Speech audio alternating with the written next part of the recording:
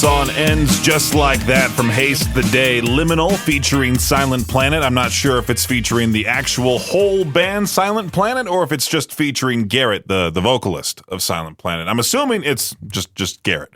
Anyway, it's Peach's Pit Party on this fine Monday, March 2nd, 2026, already into March. If you want to get a hold of me, you can over at 208-535-1015. Don't forget this weekend, we lose an hour, unfortunately, but one lucky listener will win a Nintendo Switch 2 bundle thanks to Brent Gordon Law. Make sure to sign up within the apps. Sign up once on the K-Bear app. If you've already done so, you're good to go. If you haven't signed up on Alt and Cannonball, those apps there, definitely do so. That's 3 entries right there for you into the drawing, and I'll play the Mario sounder a few times this afternoon. Be caller 20 when you hear it to earn yourself an extra entry in that way. You can keep stacking up those entries if you keep hearing the Mario sounder. I believe Tanner Duke, the last time we did make the switch, he ended up with like 10 entries into the drawing.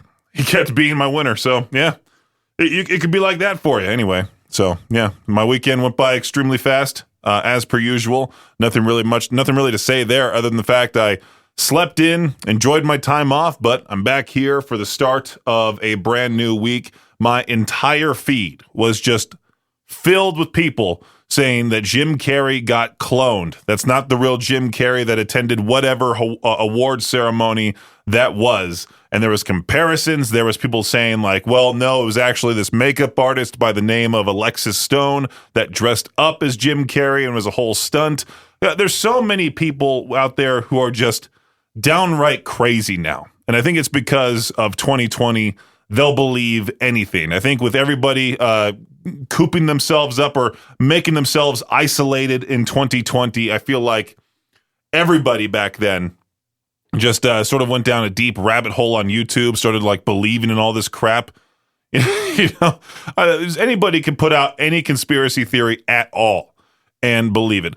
Personally, the Jim Carrey just looked old and he looked like he had some operations. That's about it. But there was all these clips of him going crazy on Jimmy Kimmel back in the day, saying something like, this is the Illuminati symbol. You would know about this, Jimmy, like all this stuff.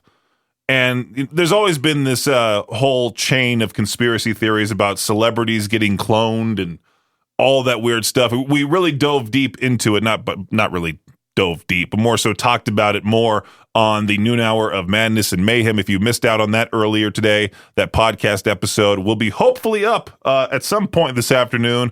I have not uploaded the past 3 episodes of that. I know I need to catch up on both the noon hour of Madness and Mayhem as well as my podcast, Peach's Pit Party, both of which you can hear on demand wherever you get your podcasts or at riverbendmediagroup.com. Click on podcasts right then on there. That's about it for right now. We'll talk about some more random crap coming up here in just a few on K-Bear 101. All right, so I haven't seen the full video, but apparently I already knew about the burger that was coming out from McDonald's. It's called the Big Arch. I believe it's supposed to be bigger than the Big Mac. The Big Burger features 2 quarter-pound patties. It says a delicious Big Arch sauce, which sounds horrible, and of course some lettuce along with crispy onions and pickles. Now, the CEO tried it on video.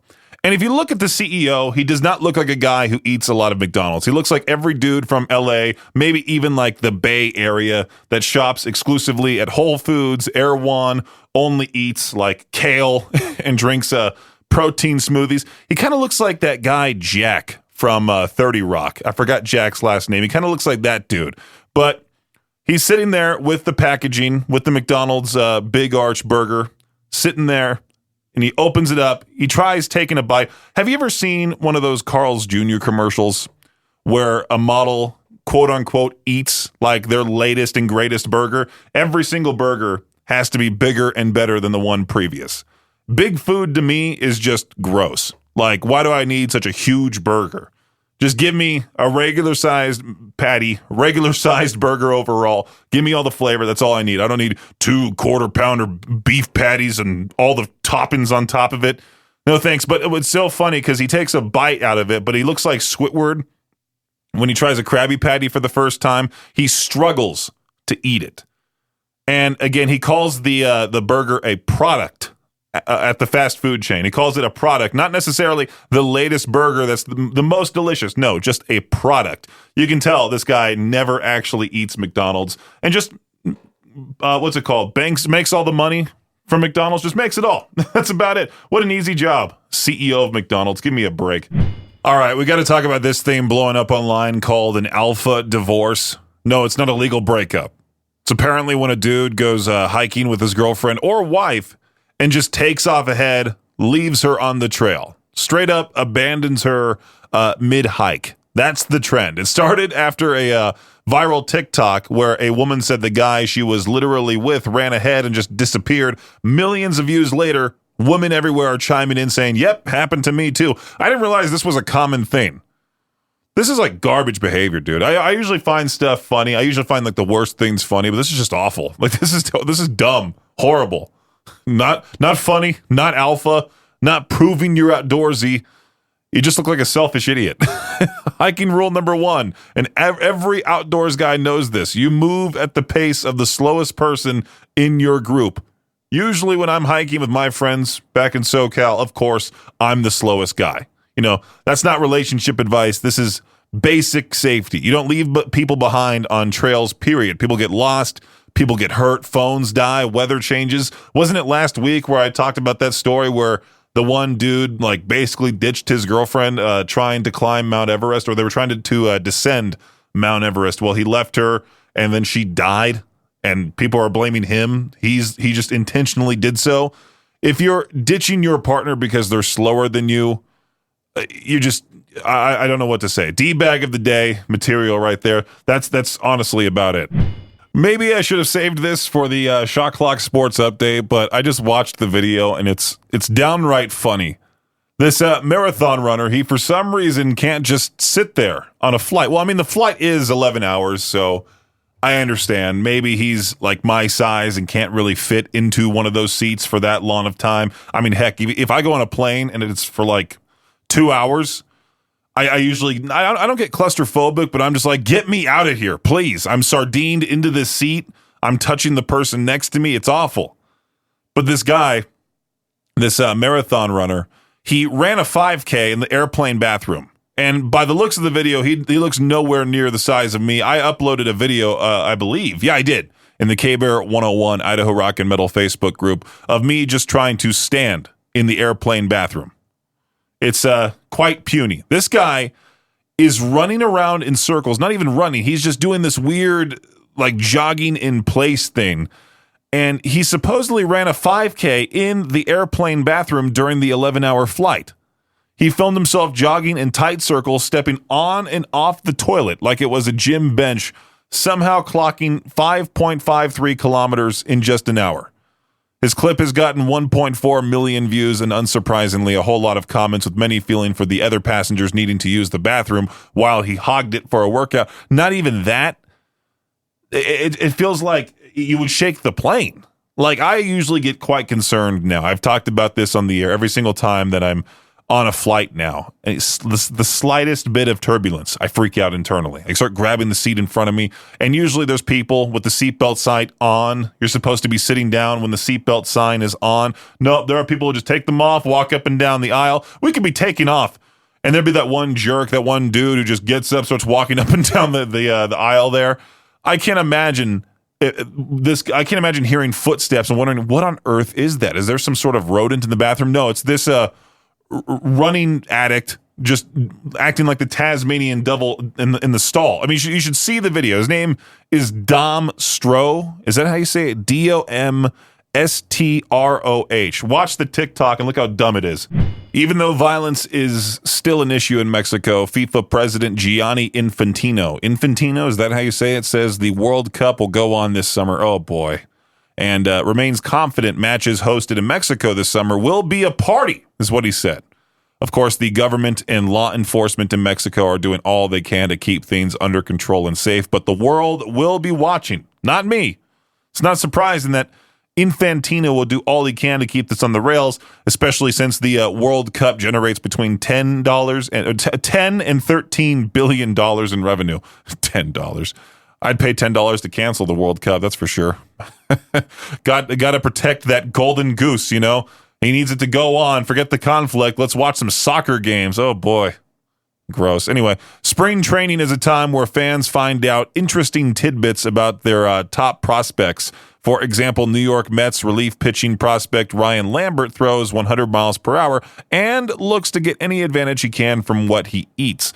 2 years ago, Lambert saw a video proclaiming the benefits of eating raw eggs, and he gave it a try in hopes of building muscle, increasing his recovery rate. I'm sure he just watched a clip of Rocky, drinking the eggs out of the blender. He decided to eat 30 raw eggs per day for one entire month.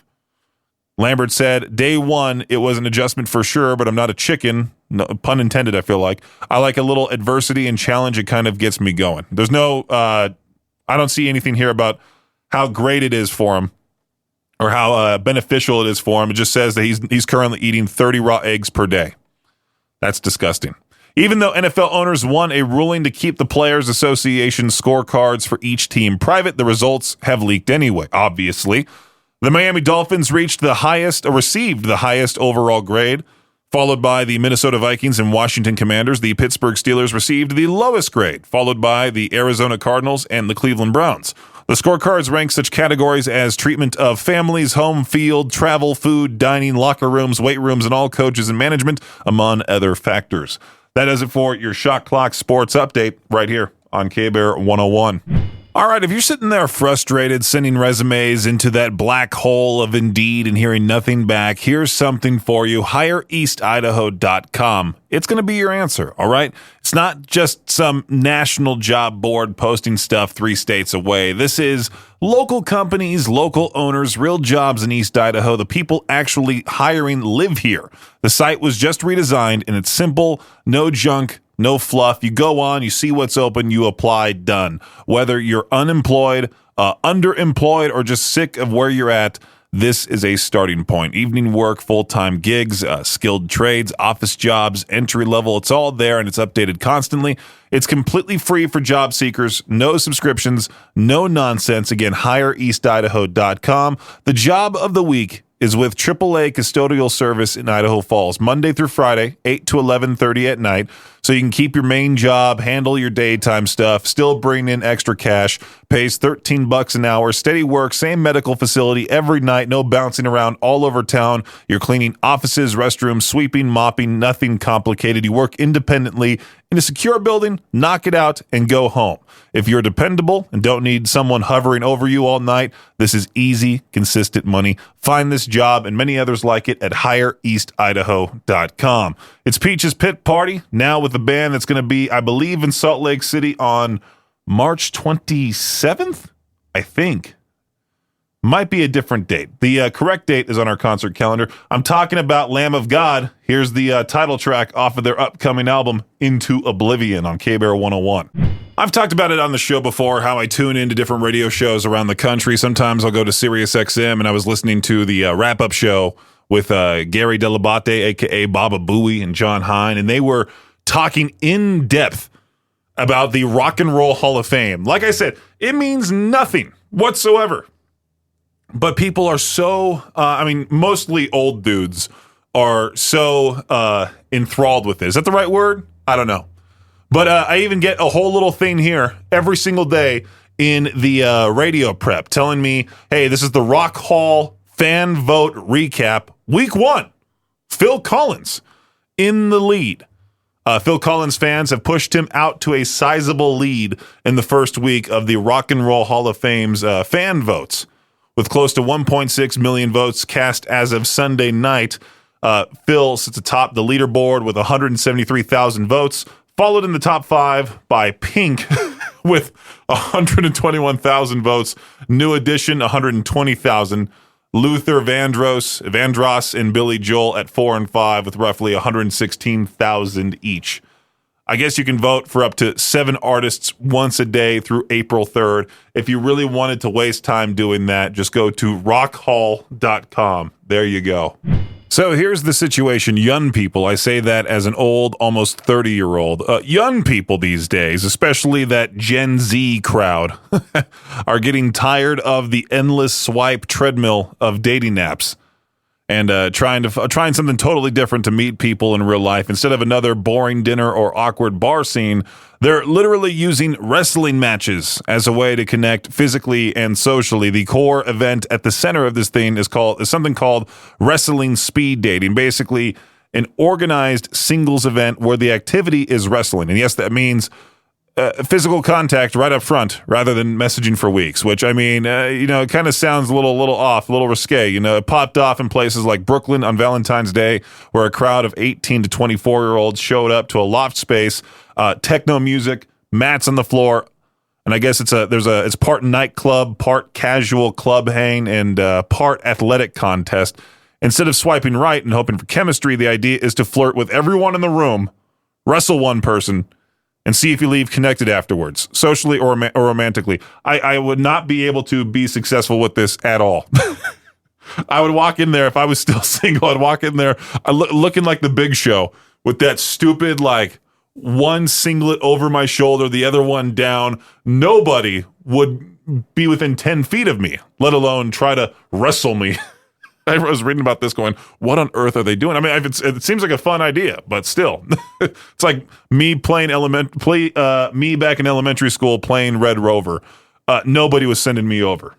It is Peach's Pit Party right here on K-Bear 101. Slaughter to Prevail is one of those bands that I've been wanting to see live for the longest time, which is funny because I'm usually the guy that avoids the mosh pit like the plague. I know the entire floor is going to be insane at this show coming to the complex Friday, March 27th. Slaughter to Prevail with Whitechapel and Attila on that bill too.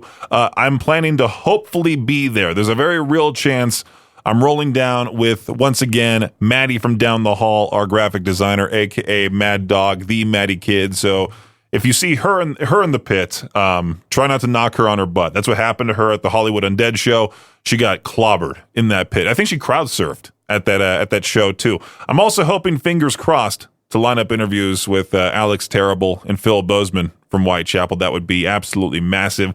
I still have that giant flag hung up right there behind my computer. I stare at it whenever I'm gaming on my PC. Mohawk Mikey, shout out to him. He gave me that a few years ago, which I 100% still owe him for. So that thing might be making an appearance too, trying to get Phil to sign it. If you want details on that show and everything else coming through the region, I believe our concert calendar is now sitting at like 110 shows.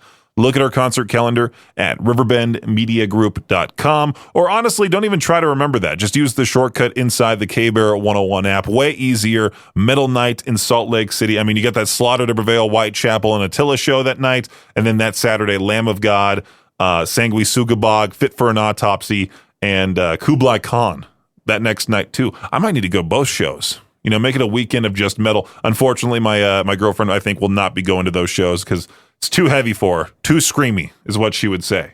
What's that phrase? There's always a silver lining. Does that mean something positive? I'm not exactly sure. I've heard that phrase a whole bunch, never bothered to look it up. But you know how the east side of the United States has been getting nonstop snow? Every single person here in Idaho has been posting, but where's the snow? I've been annoying the crap out of my girlfriend by repeating that, just mocking those people, mimicking those people, I should say. Where's the snow? That was posted so many times this winter in the Life in Idaho Falls group. I almost left it. I think I muted it for the short. What I've been doing as of late is I've been sort of like trolling the Life in Idaho Falls Facebook group. I posted about how when there's a right hand red arrow, you cannot turn until it turns green. That's 100% the fact. That's 100% the law. If you go through it and there's a cop nearby, you get ticketed. You would learn this if you tuned into traffic school powered by the Advocates every Friday morning at 8:45. So I posted about that twice, and some people are getting so butthurt in that comment section. I might start just posting controversial things in there all the time. There's a local church in Idaho Falls that kind of looks like a skate ramp. I took a picture of it and put it through ChatGPT and said, hey, could you add a guy riding a skateboard down this ramp? Sure enough, it gives me that. I was contemplating on posting that, but then I'm afraid there might be some people saying I'm like, is it defaming or ruining the image of a religious building, which I don't necessarily want to make that crowd upset. I just want to be funny. That's it. And I was also thinking of doing some sort of thing, some sort of dumb post about the bird scooters that everyone is so upset by. But going back to this whole snow thing, New York City specifically has received so much snow, but it's getting rid of the rats. Well, it's sort of saying, hey, there's going to be there might be fewer rats. Rodent experts said the prolonged cold weather could kill some rats and cause others to have fewer babies, resulting in a smaller population in the spring. Because usually New York is the rattiest city in America. I think they got dethroned by Chicago. Not that long. I think it was just this year. Chicago, the number one rattiest city in America, which is not a title you want at all. You don't want to be known for having rats just walking around everywhere. But I guess the snow just covering the east side of the United States really did help out. I've thoroughly enjoyed our winter here. Unlike most people, again, posting, "Where's the snow?" in the Life in Idaho Falls Facebook group. I still can't believe grown men are just going after Pokemon cards like their life savings depends on them. This 39-year-old Florida man accused of going into Target, loading up on expensive trading card boxes, and then pairing them with cheap 99-cent taco seasoning packets and only scanning and only paying for the taco seasoning at self-checkout. Then he'd walk out, resell the cards on eBay. Yeah, authorities say he did this around 75 times at Target stores from Miami to Orlando, ended up generating nearly $40,000 in revenue off these stolen cards with more than $10,000 in loss to Target itself. And if he's convicted on all counts, he could face up to 90 years in prison. I mean, you've heard of creative side hustles, but that might be the weirdest one yet. If you're going to steal something, maybe don't make packets of taco seasoning your accessory. 90 years in prison. Absolutely absurd. I should have saved this for What the Headline, but that's coming up here in just a few on Peach's Pit Party. All right, I think I found an even more absurd Florida man story for What the Headline. This Florida man may want to switch to decaf is how this article begins, after he's released from jail on charges for assaulting a fast food drive-thru worker with a frozen coffee drink. Again, fast food employees, man, oh man, do they need to be paid a whole lot more. Daniel Abramowitz, is that how you say his last name? He was cuffed outside of McDonald's after the worker called 911 to report being struck in the head and soaked with the gooey McCafe, is what it says here. According to the police report, the 29-year-old was behind the wheel of a vehicle in the drive-thru lane around 1 a.m. when he engaged in a brief discussion with the fast food worker before going ballistic. I wonder what about. Was it complaining about the food? Was it some sort of weird thing where it was supposed to be like a hidden drug deal gone wrong, something like that? Oh, he's from New Jersey. It says a New Jersey native. Abramowitz, his criminal history includes other convictions of obstruction, probation violation, burglary. He has served separate 3 and 6 month sentences in county jail. Yikes. Over caffeinated assault is what the headline says here. That is today's What the Headline right here on K-Bear 101. Yeah, this one isn't weird. It's flat out disturbing. Yeah, let's talk about some more weird news. Why not? Because there's plenty of, I believe this is also negative news. I mean, there's so many crazy things going on in the world. Let's focus on the weird here because we do not get political at all on Peach's Pit Party. Police are looking for a man in Brooklyn identified as Jason Williams, not the NBA white chocolate Jason Williams, who allegedly forced his way into a woman's home in the middle of the night. She was asleep. He woke her up. And then, according to reports, he reportedly kissed her and forced her out onto the sidewalk before taking off. Forced her outside on the sidewalk before taking off. Here's the part that makes it even more unsettling. Surveillance footage reportedly shows him kissing her every time a car drove by or someone walked past. Police believe he may have been trying to make it look like they were a couple to avoid someone who might have been chasing him. This is not quirky. It's not some weird romantic mishap. This is assault. It's terrifying. It's the kind of thing that reminds you how vulnerable people are in their own homes. If someone breaks into your house and touches you without consent, that's not stealing kisses. That's criminal behavior. hopefully they catch him quickly. And if you ever hear someone try to minimize something like this as just a kiss, remember, consent isn't optional. Thanks for listening to Peach's Pit Party, the podcast. If you enjoyed the show, please share, subscribe, and rate the podcast. Peach's Pit Party is hosted by me, Peaches, aka Brenden Peach, and is a production of Riverbend Media Group. For more information or to contact the show, visit riverbendmediagroup.com. Until next time, Peach out.